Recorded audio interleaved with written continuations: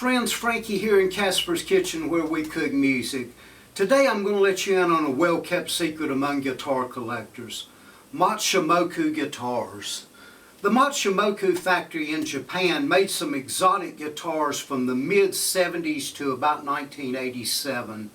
They were kind of like the General Motors of guitar companies, if you will. They made everything from a Chevrolet to a Corvette, from a Pontiac to a Cadillac. They made some extremely low-end, low-priced, cheap guitars all the way up to some of the best quality guitars ever made.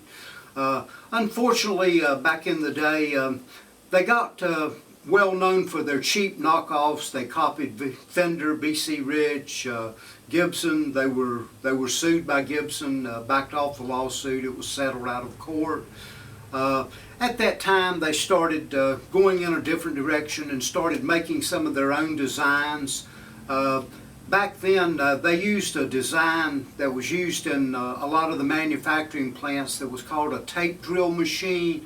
It used a big round tape, kind of like a reel-to-reel tape that you punched holes in, and it read to a milling machine, and it told it exactly what to do. It was kind of the forerunner of a CNC machine, a very complex device, and it enabled them to make these neck-thru guitars one after another that was just absolutely perfect. And they were as good a quality as any guitar being made to the day.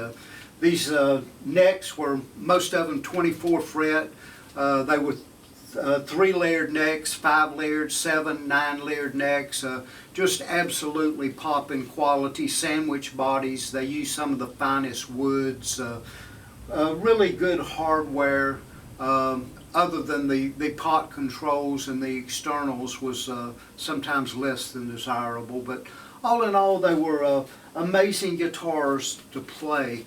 One of the downsides of these guitars is a lot of the music companies didn't carry them. The price range, they were just slightly under the price of a Gibson Les Paul or a Fender Stratocaster, so they didn't really have a price point that was going to make a dealer a lot of money, so therefore your dealers didn't carry them, and they didn't really sell that well in America.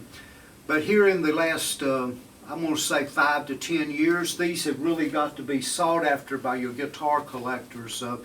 They're right now going for quite a bit of money. The playability on these guitars is amazing compared to a Gibson or a Paul Reed Smith. They're neck-thrus. Many are 24 fret.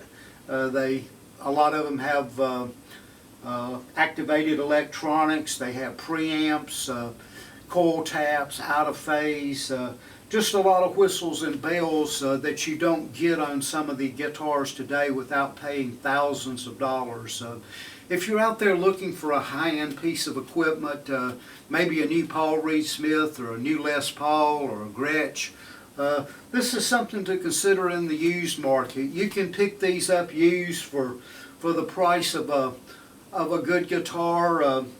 You know, in some cases you can pick them up a lot less money than a new Paul Reed Smith or a Gibson. So do some shopping around, consider them. I highly recommend them. And again, if you like my video, give me a thumbs up, subscribe to my site, and thanks again for your time. Have a good day.